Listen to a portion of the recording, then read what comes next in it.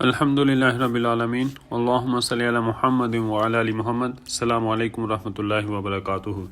مشکوٰۃ المصابیح کی حدیث نمبر 170۔ رسول اللہ صلی اللہ علیہ وسلم نے فرمایا کہ دین اسلام البتہ اسی طرح سمٹ کر حجاز کی طرف لوٹ چلا جائے گا جس طرح سانپ اپنے بل میں سمٹ کر چلا جاتا ہے، اور دین حجاز ہی میں اس طرح جگہ پکڑے گا جس طرح پہاڑی بکری پہاڑ کی چوٹی پر جگہ پکڑتی ہے، اور دین ابتدا میں غریب شروع ہوا تھا اور آخر میں بھی ایسا ہی ہو جائے گا جس طرح شروع میں تھا۔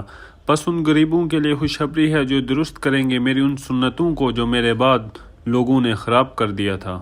یہ حدیث ضعیف ہے۔ حدیث نمبر 171۔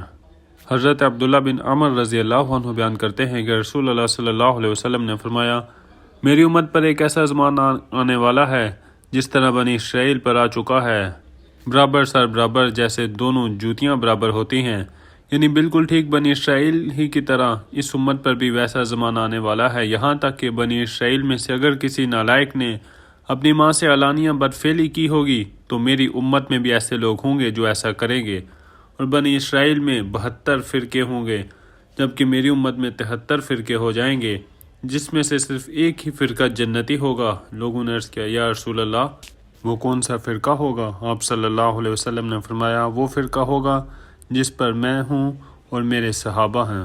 حدیث نمبر 172۔